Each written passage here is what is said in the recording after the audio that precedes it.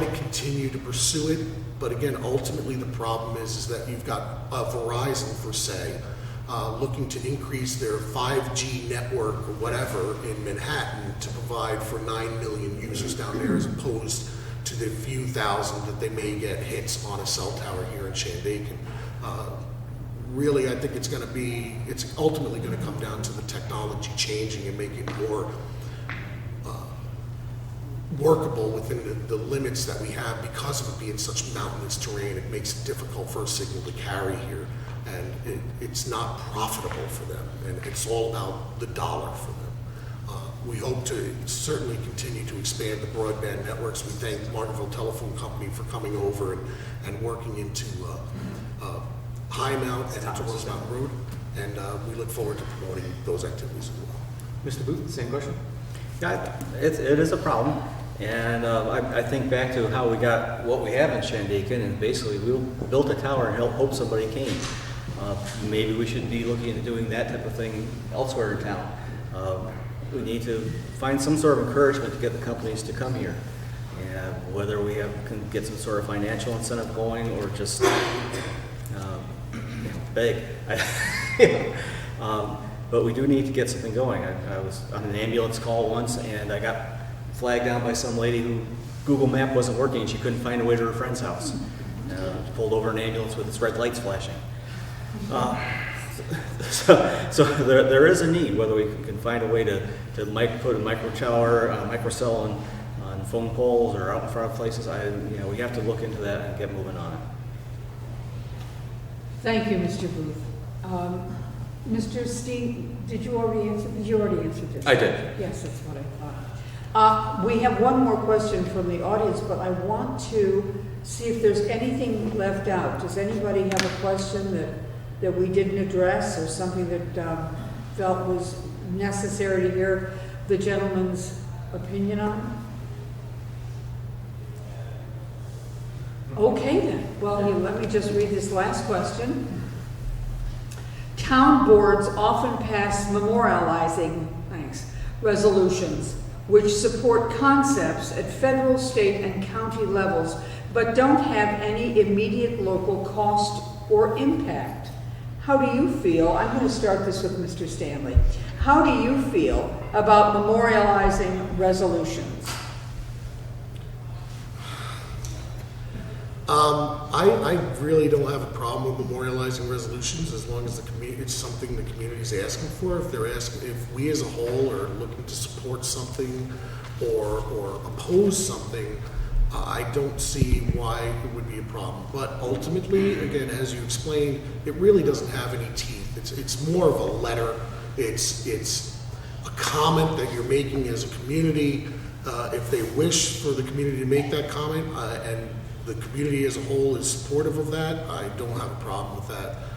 We do have several memorializing resolutions that we do regularly. Case in point is the campaign signage resolution, which is merely a neighborly request not to put out campaign signs prior to Columbus Day, because we enjoy the beauty of the mountains and we recognize that our visitors here come here to enjoy the fall foliage. They don't come here to see the colors of the signs that are on the side of the road as they are now. So it's just a neighborly request. There are others I could talk about, but for the most part, yeah, I'm not opposed to having memorializing resolutions, but they really don't carry any teeth or do anything except if the community is behind it. Thank you, Mr. Stanley. Mr. Booth, do you have anything to add to that? I would just say anything like that. If, like Rob said, the whole community is behind it, it's one thing, but for the most part, I think on any issue you'd be doing that on, there's going to be division within the town.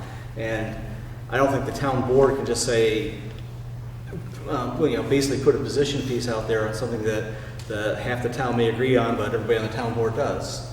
So it depends what it is. Like the example of the political signage during election time, that's a local thing.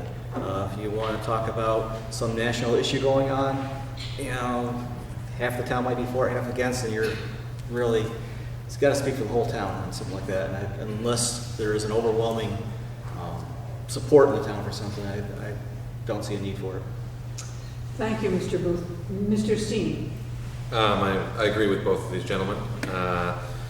Depends on what the community wants as a whole. And I think it's got to be, a little bit more than a majority, but that's just my thought. It's hard to enforce these things, if it's a suggestion, then you kind of have to go on, if the person's, you can't enforce it. It's how they feel. You can't you said something about the signs. People have a problem with it because they feel like they can do whatever they want with their own property, which I don't blame them for feeling like that. But at the same time, if the town makes a suggestion, it'd be nice if they went along with it, but they don't, necessarily have to. And that's why it's hard to enforce. But it depends on what the community actually needs as a whole and wants. Thank you, Mr. Steen. Well, we've come to almost the end of the night. We are going to finish up with closing statements. You'll each have 1 minute. We're going to start with Mr. Booth. Okay. As I said in my opening statement, I don't have a hidden agenda in being up here. My only goal is to do the best I can for Shandaken. That means decisions I would make would not be based on any party line or out of various interests. They'd be based on what I feel is best for the people and families of Shandaken. Thank you. Mr. Steen? Yeah, same thing. I don't have a personal agenda. I just want what's best for Shandaken as a whole. Shandaken has given me so much, and I just want to give back to it. There isn't anything I wouldn't do for this town, and I would really like the opportunity to show people that. And vote Steen for 19. Thank you. Thank you, Mr. Steen. Mr. Stanley, your closing statement? Yeah, again, I will agree with my counterparts here and everything that they said. Again, the partisan politics has no place in the town of Shandaken. It really needs to be about community and about us as a whole. I gave a speech a couple of years ago where I compared, our need to have a voice to the Dr. Seuss book of Horton Hears a Who. We need to speak in unison. We need to speak together. We need to be together as a community to get our voice heard. We work hard within the town of Shandaken to get that voice heard, and we hope to speak louder as the Catskills and being part of a larger voice up in Albany and securing funding and marketing and tourism and anything we can get that will help us make our lives better here. So I'm asking you all here tonight and out there for your support for continuing as town supervisor, and I'm asking you to be the Who. Thank you, Mr. Stanley. I just want to thank 3 candidates, Rob Stanley, Kyle Steen, and Ken Booth, for being here. Thanks to our live audience. Thanks to my formidable co-host, Andy Cahill. We wish Mark Bierman a speedy recovery, and thanks to our live audience again, and Emerson for hosting us. Good night.